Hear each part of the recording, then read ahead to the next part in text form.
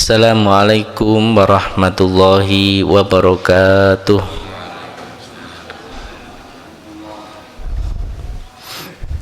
Alhamdulillah, nahmadu wa nasta'inuhu wa nastaghfiruh wa na'udzu bihi min syururi anfusina wa min sayyiati a'malina.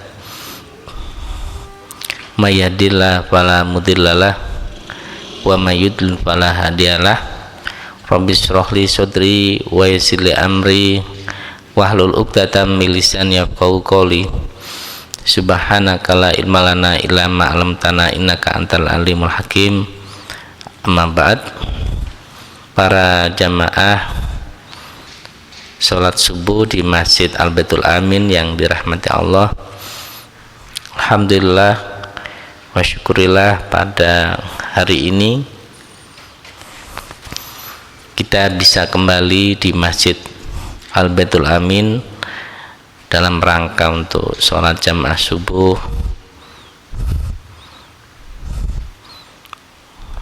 itikaf dan nambah ilmu, mengikuti kegiatan taklim di Masjid Al-Baitul Amin.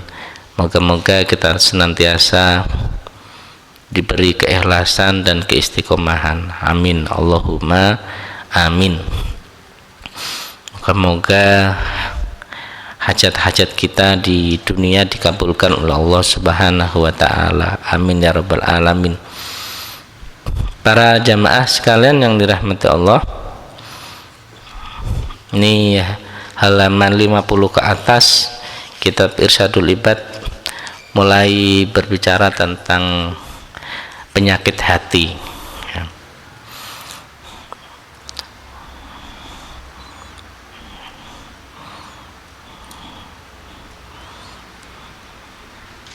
Cara membersihkan hati. Cara membersihkan hati. Nah, di sini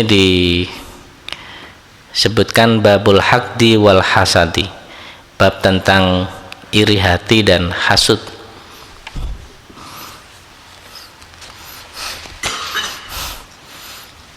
Tiba-tiba kita dalam hidup itu nggak seneng melihat kebahagiaan orang lain, tetangga dapat kenikmatan, dapat kebahagiaan, nggak seneng. Ini berarti sudah ada tanda-tanda penyakit hati.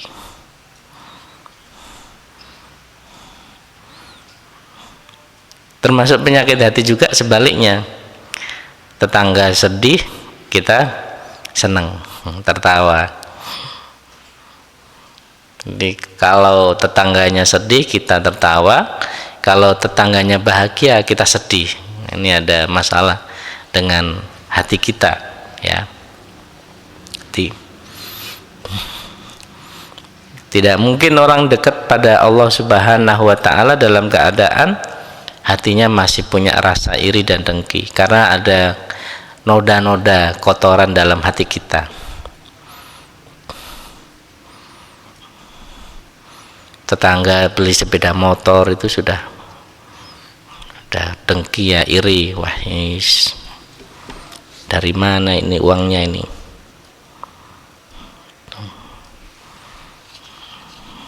Namanya iri hati.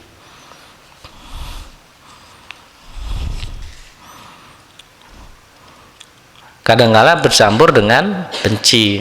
Kalau sudah iri nanti benci yang lebih parah, diteruskan dengan aksi yang merusak, menyakiti orang yang diiri tadi, itu tambah lebih parah. Kadang kalau iri hatinya masih ada di dalam hatinya sendiri, kan tidak keluar. Bertemu dengan orang yang diiri itu masih senyum, kan? Masih nyapa, ada yang begitu, kan? Itu masih lumayan. Ada kalau orang iri campur benci, ketemu orang lain itu sudah merengut tuh. Di kemarin nih senyum-senyum, sekarang sudah hilang senyumnya. Tangganya ini ada apa? Oh, gara-gara saya beli sepeda motor, ya berubah kemudian. Oh, berarti iri nih.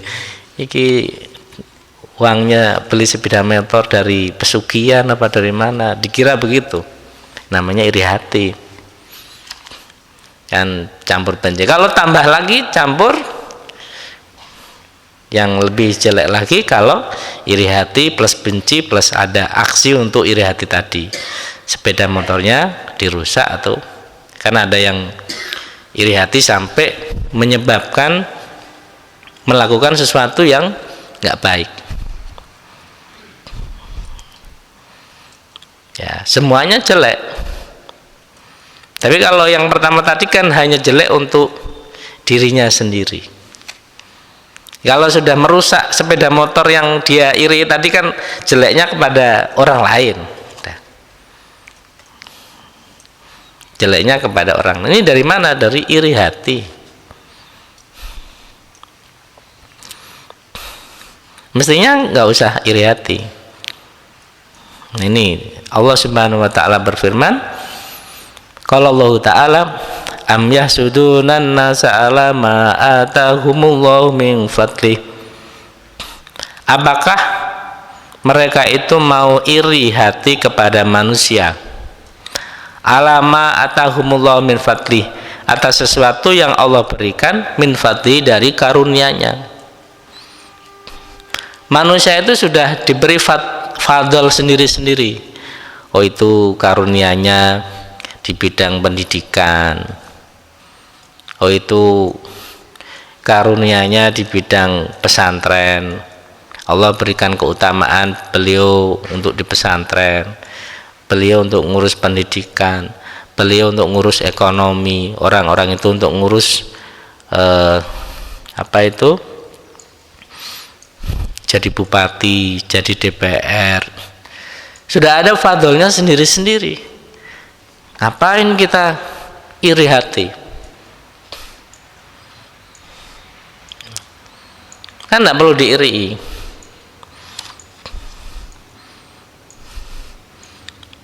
Dan nanti kalau kita iri di tempat yang sama, kita belum tentu mendapatkan fadl dari Allah Subhanahu wa taala. Nanti di tempat itu kita akan, mungkin kalau kita jadi anggota DPR, kita akan masuk penjara. Enaknya paling di awal, Pak, ya, tasyakuran. Nanti tahun kedua, tahun ketiga sudah nyalon jadi DPR itu, DPR Jember sudah berapa miliar. Ini kan yang jelek, 1 miliar misalnya. Nyalon kepala desa aja sudah, sekarang rame ini, sudah harus habis uang banyak. Gimana bisa kembali uangnya? Tahu Bupati Jember ini juga kan banyak, harus berapa? Kalau menurut penelitian para ahli di bidang politik, kalkulasinya bisa 30 sampai 50 M di kabupaten. Gajinya berapa? Dan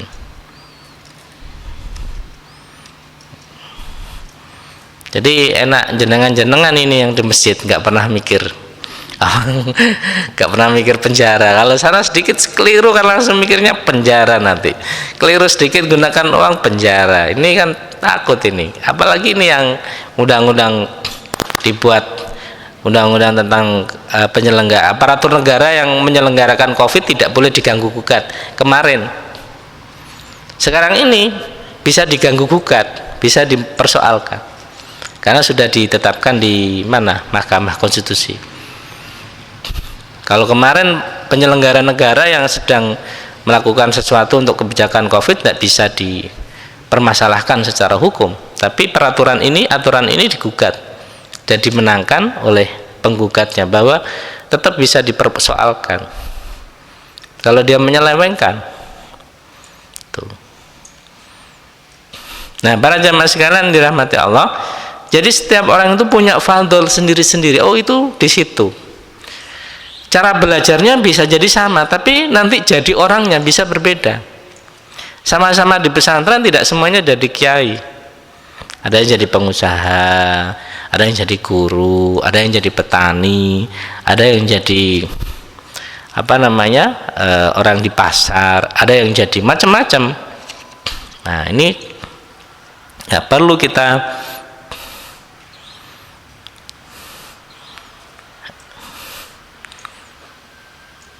iri karena itu. Dan di mata Allah Subhanahu wa taala bukan keutamaan ini, bukan fadl ini. Dekat tidaknya kepada Allah bukan karena fadl-fadl ini, tapi karena apa? Inna akramakum indallahi atqakum, paling bertakwa. Presiden Jokowi tidak lebih dekat daripada tukang becak yang ada di Jember di mata di sisi Allah Subhanahu wa taala. Bisa jadi yang lebih dekat adalah orang-orang yang di mata manusia itu tidak dianggap, tidak diperhitungkan. Kita nggak tahu. Ya, jadi bukan karena pekerjaan dia itu jadi presiden. Presiden itu kan di mata manusia. Kalau di mata Allah, pertimbangannya bukan pekerjaan, bukan keutamaan itu, tapi adalah ketakwaannya. Jadi masih nggak duwe pekerjaan, masih pengangguran, masih apa, bisa jadi lebih dekat pada Allah Subhanahu wa taala daripada orang yang sibuk mas ditanya, maaf saya sibuk, dia WA, saya sibuk. Ini para jamaah sekalian yang dirahmati Allah. Jadi pertama, Allah memberikan manusia fadl masing-masing, yang satu dengan yang lainnya berbeda. Tapi Allah memberikan keadilan bukan karena fadlnya orang itu dekat kepada Allah, tapi karena ketakwaannya, tidak melihat siapa dia. Wa akhraja Ibnu Majahin an Rasulillah sallallahu alaihi wasallam al hasadu yakulu al hasanati kama ta'kulu an-naru al hatoba. Dengki itu memakan kebaikan-kebaikan sebagaimana api itu memakan kayu. Kayu kalau kena api kan udah terbakar habis. Sedikit demi sedikit ya kena api. Kebaikan panjenengan ke masjid, sedekah, berbuat baik kepada tetangga, kepada orang di rumah, habis gara-gara iri dengki. Dengki itu habis. Pertanyaannya, dari mana ya iri dengki itu?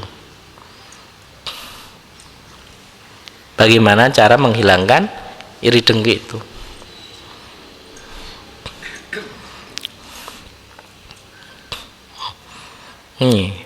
Dampaknya ini. Wad-dailamiyu al-hasadu yufsidu al-imana kama yufsidu as-sabru al-asala. Dengki itu merusak keimanan sebagaimana salju. As-sabru itu kalau di salju itu merusak, di kamus ya, kamus Al-Munawwir itu salju ya. Arti lain ada sabar, ada salju kepada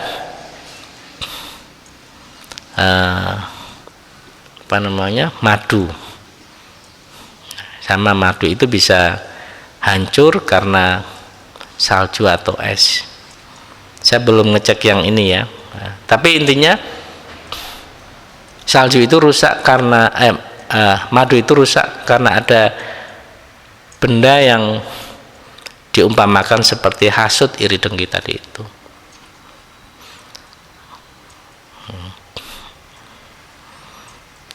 Wa Tabraniyu laisa minni du hasadin wala namimatin wala kahanatin wala ana minhu. Tidak termasuk dari golonganku, sabda Nabi, orang-orang yang punya iri dengki. Itu bahasanya Nabi begitu ya, ngajari umatnya. Enggak termasuk golonganku. Orang-orang yang punya iri dengki. Wala namimatin, dan orang yang suka adu domba. Adu domba. Wala kahanatin, dan orang yang punya dukun. Bedanya apa? Dukun, orang pintar, ahli suwo. Ini kahanatin. Wala ana minhu, dan saya Nabi tidak termasuk dari mereka, nggak termasuk hasud, adu domba, orang yang suka dukun tadi itu, orang yang punya dukun ya, perdukunan. Ini para jamaah sekalian yang dirahmati Allah, sama ya. Orang yang hasud, orang yang ahli perdukunan, orang yang ahli adu domba, ini satu paket.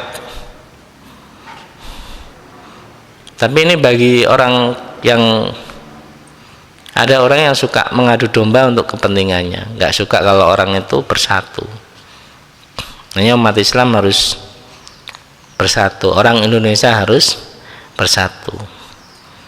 Nggak boleh kena isu sedikit nanti udah rame ya.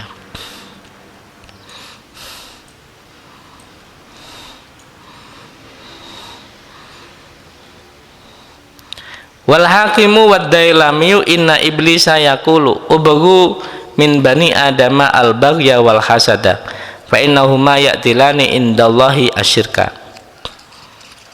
Dari Hakim dan Imam Dailami, sesungguhnya iblis itu berkata,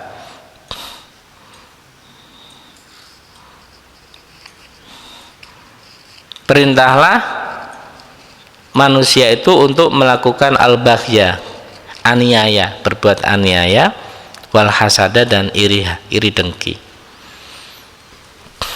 Iblis itu ngomong ke tentara-tentaranya, hei, ya ketemu manungsa iku kon iri hati. Ya, tadi makanya paling kecil kan iri hati itu kan dalam diri, paling berat kalau sudah bergerak untuk melakukan sesuatu yang merusak orang lain tadi itu. Suruh hati-hati, setan iblis ngomong begini ya. Apa kalau Imam Ghazali dalam kitab Bidayatul Hidayah suruh membaca Fatihah 7 kali, Al-Ikhlas 7 kali, Al-Falaq 7 kali, Anas 7 kali setelah sholat duhur. Itu ya, biar dari Jumat ke Jumat, setelah sholat Jumat, maaf, dari Jumat ke Jumat lagi itu insya Allah dijaga oleh Allah Subhanahu wa ta'ala. Ini caranya baca itu 7 kali, Fatihah, Ikhlas, Al-Falaq, Anas 7 kali setelah sholat Jumat. Sholat Jumat, kayaknya imam kan baca itu di kitab Bidayatul Hidayah, ada dasarnya supaya kita dijaga.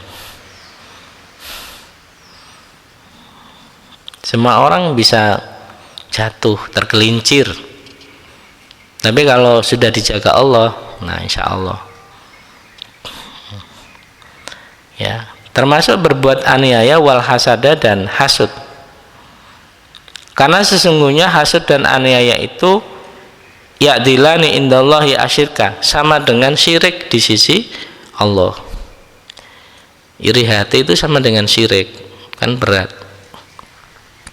menyekutukan Allah, menyekutukan Allah.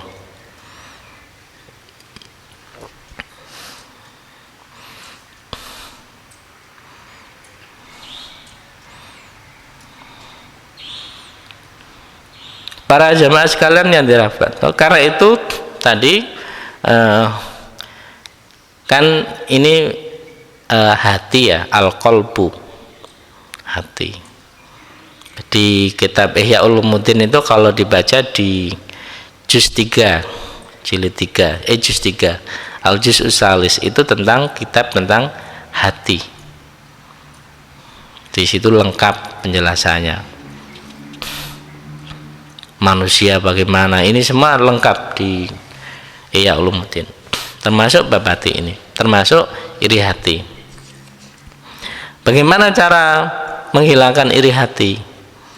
Tadi yang pertama punya pemahaman bahwa semua orang diberi fadl oleh Allah Subhanahu wa taala yang berbeda-beda.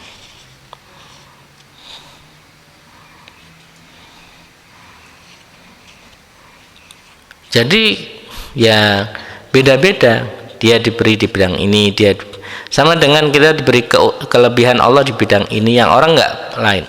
Semua orang punya kelebihannya sendiri-sendiri. Di masjid ini aja Bapak Ibu sekalian, panjenengan punya kelebihan sendiri-sendiri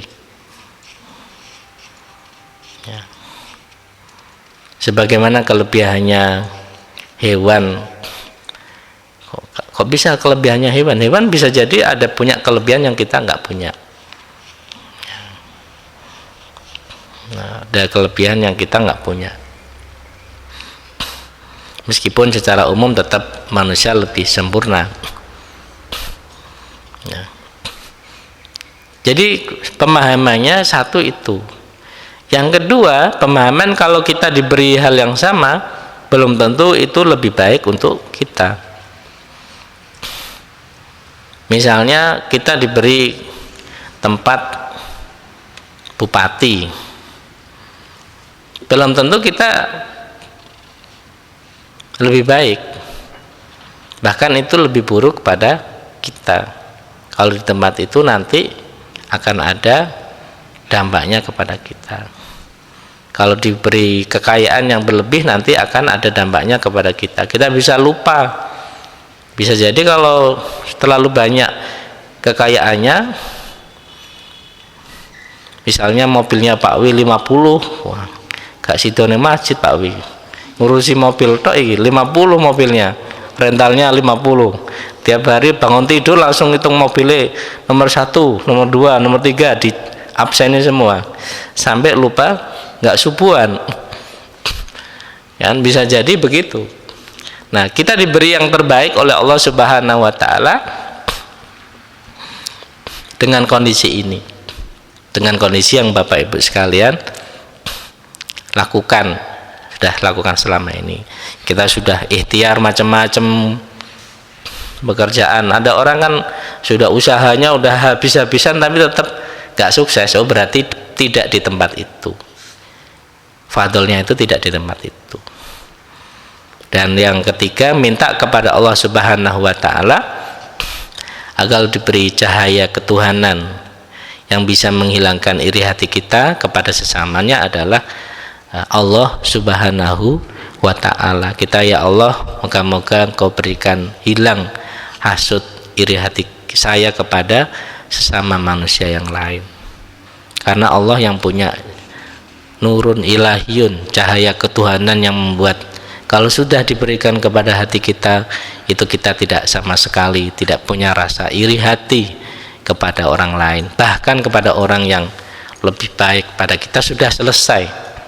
Gak ada iri hati itu diberikan kepada kita. Kita sudah cukup merasa bahwa Allah sudah memberikan anugerah lebih kepada kita.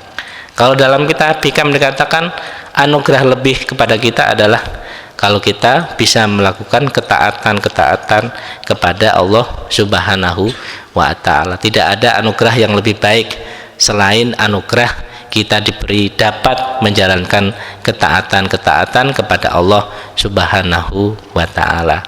Terima kasih, moga-moga bermanfaat kita semua. Kita tutup dengan bacaan suratul Asri.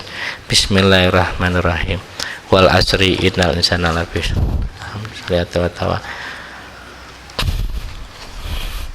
Kurang lebihnya demikian, wallahu muwaffiq ila aqwamit thoriq.